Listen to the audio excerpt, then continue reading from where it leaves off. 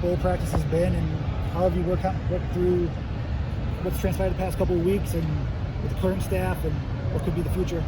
Good, obviously, a lot of change, a lot of adjustment.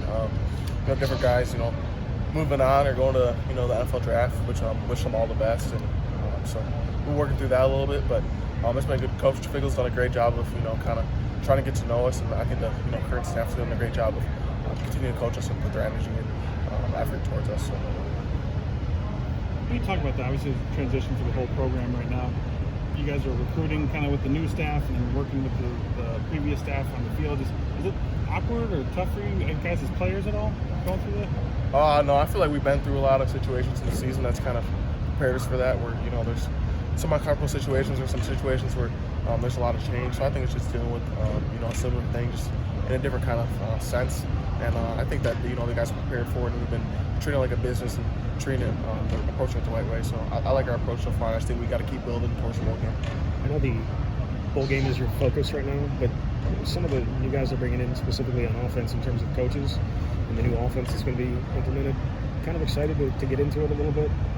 Yeah, of course. I mean, I'm super excited to keep building.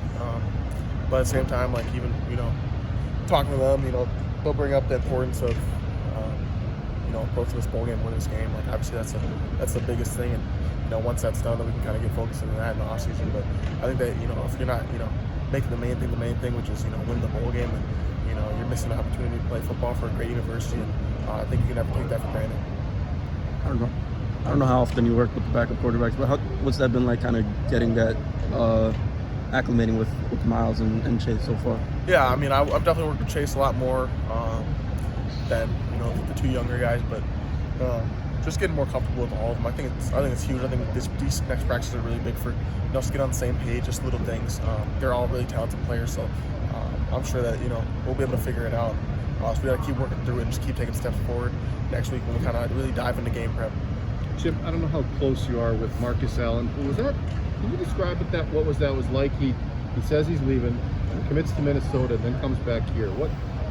It's everything's different for you guys with the portal now. Yeah, I think Mark's a fantastic guy. I really enjoyed him on the team. I always wish what's best for him. So I'm not exactly sure on the whole situation, just because it's still a little bit in the works, I think. And but I just want what's best for the team. I just want what's best for our program at the end of the day. So that's my hope. And obviously Marcus is a great guy. And, I appreciate the time I spent with him. And if it comes to it that we're teammates again, obviously I'll welcome him with open arms.